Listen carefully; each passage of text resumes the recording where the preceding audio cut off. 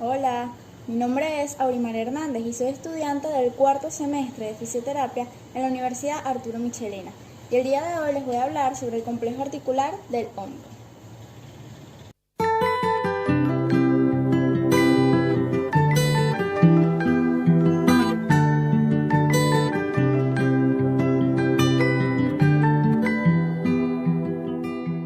El complejo articular del hombro está compuesto por 5 articulaciones, 3 articulaciones verdaderas o anatómicas y 2 falsas o fisiológicas. Entre las articulaciones verdaderas vamos a encontrar la articulación glenohumeral, que es de tipo enartrodia o en artrosis, y me permite los movimientos de abducción, aducción, flexión, extensión, rotación interna y rotación externa del hombro, por supuesto. Tenemos también la articulación acromioclavicular, que es de tipo artrodia o plana. ¿Y qué movimientos me va a permitir esta? Movimientos de deslizamiento. Por otra parte, tenemos la esternoclavicular, que ya es de tipo encaje recíproco o doble silla de montar, y me permite los movimientos de protracción, retracción, elevación y depresión, o ascenso y descenso, también se puede llamar así. Pasando ahora a hablar sobre las carillas articulares de esta, podemos definir primero qué es una concavidad y una convexidad para entender lo siguiente. Bueno, una concavidad es aquella superficie ósea que es como más ahuecada, y la convexidad vendría siendo la contraparte, que es más prominente. Y tenemos que en cada articulación siempre, por regla siempre, tiene que existir una concavidad y una convexidad para que éstas coapten armoniosamente. Entonces, en la articulación glenohumeral tenemos que esta se articula por medio de la cabeza del húmero, que es convexa, y la cavidad glenoidea de la escápula, que es cóncava. Y se le suma una superficie procartilaginosa, que es el labrum glenoideo. En la articulación acromioclavicular tenemos el acromión de la escápula, que es convexa, y la extremidad acromial de la clavícula, que es cóncava. Si pasamos ahora a hablar a la articulación esternoclavicular, notaremos que esta es un poco más compleja por el hecho de que ella en cada estructura ósea va a presentar tanto una concavidad como una convexidad.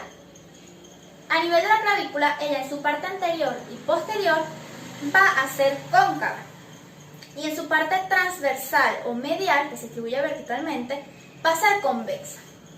Y a nivel del esternón, en su parte anterior y posterior, ella va a ser convexa, y en su parte ventral o transversal va a ser cóncava. Dicho esto, podemos hablar sobre los medios de armonización. Este se da con las bolsas o bursas sinoviales y las bolsas o bursas sinoviales musculares. Cuando hablamos de las bolsas sinoviales, podemos encontrar la subcoracoidea, que se encuentra en la base de la apófisis coracoides, y la subdeltoidea subacromial, que se encuentra superior a la cápsula y por debajo del acromión. Ahora, hablando de las bolsas sinoviales musculares, tenemos una para el pectoral mayor, una para el redondo mayor, una anterior del dorsal ancho, una posterior del dorsal ancho, una del tendón de la porción larga del bíceps, y una subtendinosa del infraespinoso y una subtendinosa del subescapular, que estas pueden ser agenésicas, es decir, puede que nazcamos o no con ellas. Si hablamos ahora sobre la artrocinemática del complejo articular del hombro, podemos hacer un énfasis en la regla cóncavo-convexa, para que entendamos mejor. La regla cóncavo-convexa la estableció Freddy Kaltenborn, y él dice, en la regla convexa, que cuando la superficie articular en movimiento es convexa, el deslizamiento va a ir en sentido opuesto al movimiento del hueso en el espacio. Es decir, rueda en un sentido, desliza en otro sentido. Y la regla cóncava dice que cuando la superficie ósea que se mueve es cóncava, el deslizamiento va a ir en el mismo sentido al movimiento del hueso en el espacio. Es decir, rueda y desliza en un mismo sentido. Entonces, si hablamos de la articulación glenohumeral, podemos ver quién se está desplazando aquí, en todos estos movimientos. Se desplaza el húmero. Y habíamos dicho que el húmero, la cabeza del húmero, es convexa. Regla convexa. Rueda en un sentido, desliza en otro sentido. Entonces, en la abducción renumeral, ¿hacia dónde se mueve el húmero? Hacia superior. Entonces, rueda hacia superior, desliza hacia inferior, porque dice que desliza en sentido contrario. Entonces, en la aducción sería lo contrario. Rueda hacia inferior, desliza hacia superior. En la rotación interna, rueda hacia anterior, desliza hacia posterior. Y en la rotación externa, rueda hacia posterior, desliza hacia anterior. En la flexo-extensión, Neumann hace un enfoque en girar. Ya aquí no es rueda hacia superior, desliza hacia inferior, no, sino que es girar. Entonces, en la flexión, gira hacia anterior y superior, y en la extensión, gira hacia posterior y ligeramente hacia superior. Si hablamos ahora de la articulación externo-clavicular y su artrocinemática, esta también varía, porque como ya habíamos dicho, tenemos que saber qué carilla se está moviendo, si la cóncava o la convexa. Hablemos primero de los movimientos de elevación y de presión, o ascenso y descenso. ¿Qué se mueve aquí? ¿Qué carilla? Aquí se va a mover la carilla cóncava. ¿Qué me dice regla cóncava? Rueda y desliza en un mismo sentido. Entonces, elevación o ascenso, rueda hacia superior, desliza hacia superior. Depresión o descenso, rueda hacia inferior, desliza hacia inferior también. Ya por otra parte, en la protracción y en la retracción, la carilla que se va a mover va a ser la convexa. Entonces, en la protracción, rueda hacia anterior, desliza hacia posterior. Y en la retracción, rueda hacia posterior, desliza hacia anterior. Si hablamos ahora sobre la articulación acromioclavicular, esta se da como en movimientos conjuntos, porque ella lo que va a hacer es esto. Cuando se realiza la abducción escapular, ella se realiza en conjunto de una protracción esternoclavicular. ¿Y qué me va a hacer aquí la articulación acromioclavicular? Ella va a hacer un ajuste rotacional en el plano transverso, alejando al borde medial de la superficie externa del tórax. ¿Qué hace aquí la escápula? Ella hace esto, se aleja. La escápula está así, entonces ella se aleja. Por el contrario, en la aducción escapular, ella se da conjunto con una retracción esternoclavicular. ¿Y qué hace aquí la articulación acromioclavicular? Ella va a hacer un ajuste rotacional en el plano transverso, acercándose al borde medial de la superficie externa del tórax. ¿Qué hace aquí? La escápula. Esto es abducción, abducción con protracción, y aducción con retracción es el retorno, cuando se vuelve a su posición normal. Para hacer la evaluación del trapecio fibras superiores, se debe iniciar con una elevación de la extremidad acromial de la clavícula y de la escápula, y la cabeza la vamos a orientar en sentido de la extensión, llevándola en sentido posterolateral. ¿Qué vamos a hacer la presión? La presión la vamos a hacer a nivel del hombro en sentido caudal, llevándolo hacia la depresión, y a nivel de la cabeza la vamos a llevar hacia la flexión anterior.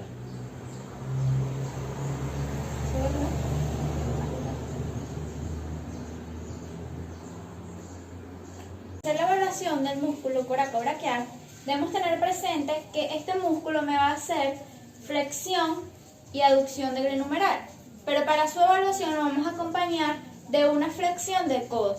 ¿Con qué fin? Con el fin de que este inhiba las porciones del bíceps y sea más analítico para el coracobraquial.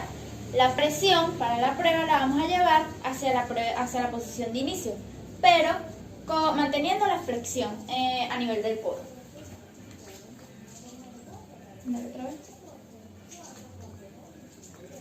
Para la prueba del deltoides anterior se va a iniciar con una abducción del hombro orientada con una ligera flexión y también una ligera rotación externa. Y la presión la vamos a hacer en sentido hacia la aducción y llevándolo también en ligera extensión.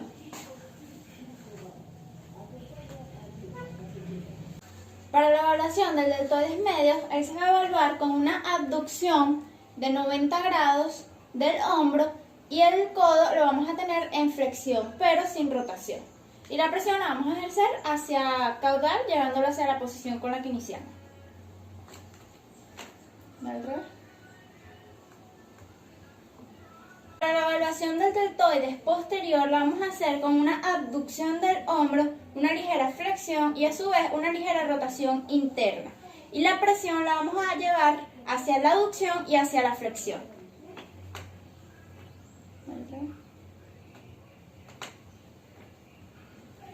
Para la evaluación del dorsal ancho vamos a iniciar el movimiento con una extensión y una aducción del brazo.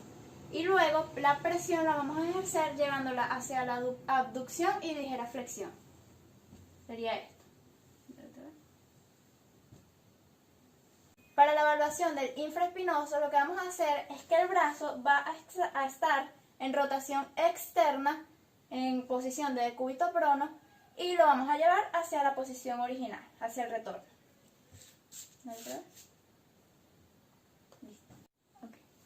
Para la evaluación del pectoral mayor en sus dos filas, él va a tener una toma a nivel inferior, que es en la pelvis. Y el brazo contrario, lo voy a decir porque es que no. Para realizar la prueba del pectoral mayor a nivel, en su fila superior e inferior, vamos a tener dos tomas. Una a nivel inferior, donde vamos a estabilizar la pelvis y el brazo que se encuentra en el hemicuerpo contrario lo vamos a llevar hacia aducción. Y luego la presión la vamos a ejercer llevando el brazo hacia caudal.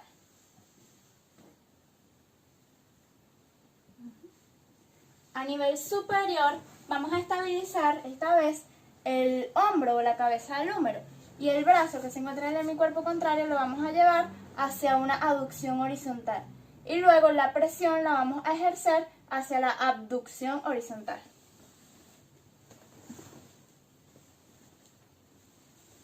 Para la evaluación del pectoral menor, vamos a tener que el paciente debe estar en decúbito supino y él va a hacer una elevación del hombro hacia anterior y la presión la vamos a ejercer en la cara anterior del hombro llevándolo hacia la superficie.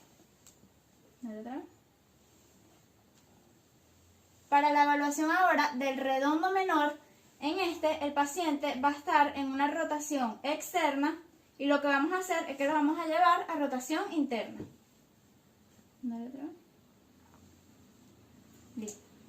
Para la evaluación del serrato anterior debemos tener en cuenta que este músculo también hace la anteriorización o abducción de la escápula, pero él lo hace en palanca larga con el pectoral menor.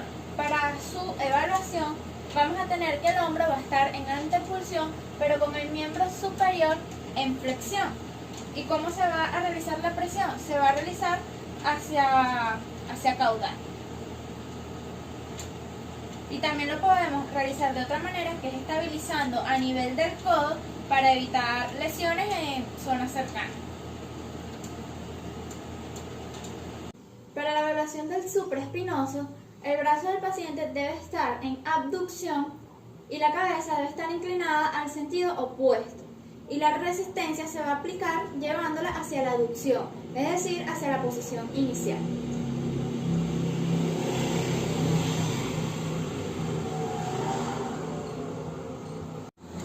Para medir el rango articular en la abducción y en la aducción, se debe colocar el fulcro en la cara anterior del acromión y la rama fija va a quedar orientada en sentido inferior.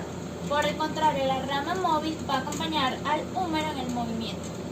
Esta sería la abducción.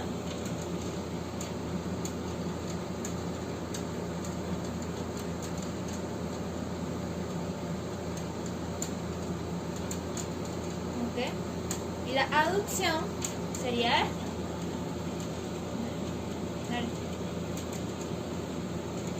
Esa sería la aducción. Para medir el rango articular de la abducción y de la aducción glenumeral, debemos colocar el fulcro en la cara anterior del acromión y la rama fija va a quedar orientada en sentido vertical, mientras que la rama móvil va a acompañar al movimiento del húmero. Esta sería la abducción.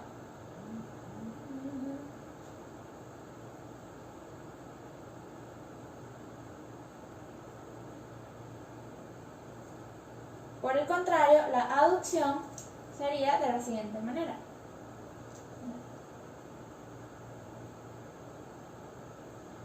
Debemos tener presente que la rama móvil debe guiarse por el movimiento del húmero y no por movimientos del antebrazo.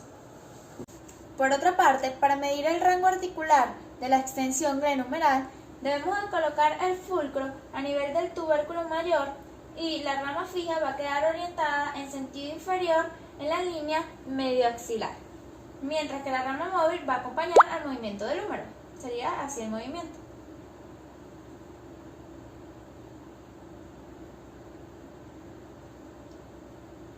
Para medir el rango articular de la flexión, utilizaremos los mismos parámetros que para la extensión, pero con el paciente en decúbito supino. Y así sería.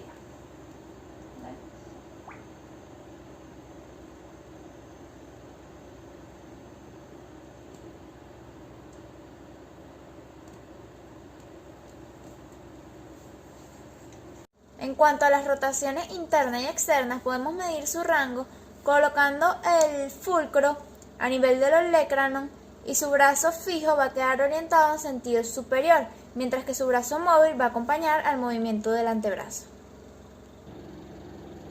Ya teniendo nuestro fulcro en el olecranon, podemos proceder a realizar la rotación externa.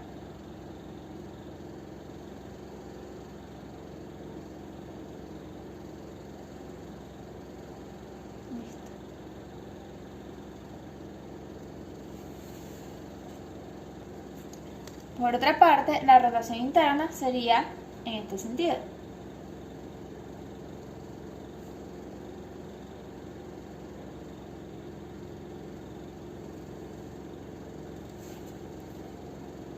El deslizamiento anterior del glenumeral lo vamos a hacer cuando se ve afectada la rotación externa, de tal manera que vamos a estabilizar el brazo y vamos a agarrar la cabeza del húmero por su parte posterior y vamos a hacer deslizamientos hacia anterior.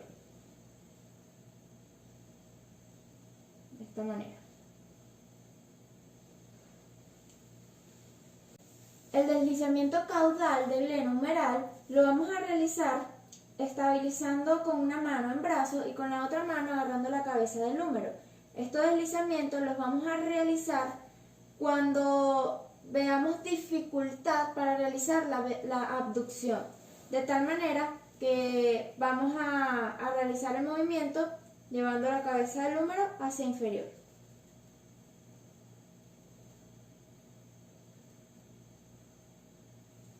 Y por otra parte, el deslizamiento posterior del glenumeral lo vamos a hacer con la misma toma, estabilizando en brazo y agarrando la cabeza del húmero en su parte anterior y vamos a llevarla hacia posterior.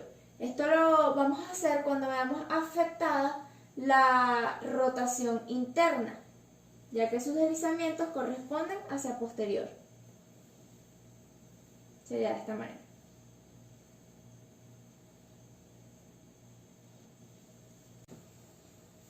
Bueno, para las movilizaciones accesorias de esternoclavicular, primero vamos a encontrar un deslizamiento caudal de esternoclavicular, donde vamos a colocar nuestros dedos en la extremidad external de la clavícula y vamos a hacer deslizamientos hacia caudal o hacia inferior. ¿Y qué me va a favorecer esto? Esto me va a favorecer a la depresión o al descenso. Esto nos va a ayudar a saber si hay fallas acá. Por el contrario, cuando tenemos deslizamientos posteriores, donde vamos a colocar nuestros dedos más o menos a esta altura y vamos a hacer deslizamientos hacia posterior. ¿Y qué vamos a evaluar aquí? Aquí vamos a evaluar los movimientos externoclaviculares de retracción, ya que como sabemos, en la retracción rueda hacia anterior y desliza hacia posterior. Entre los movimientos de la escápula vamos a tener deslizamientos hacia craneal y hacia caudal, que serían los siguientes.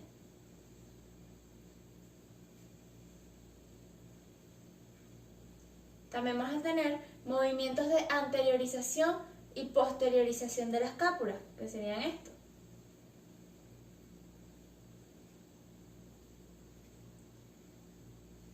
y los movimientos basculantes de la escápula.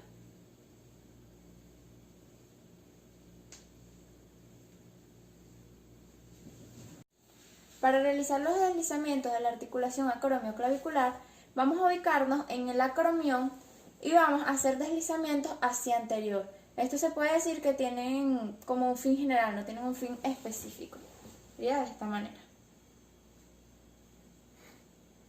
Y hacia posterior sería lo contrario. Nos ubicamos al sentido del acromión, pero hacemos el deslizamiento hacia posterior.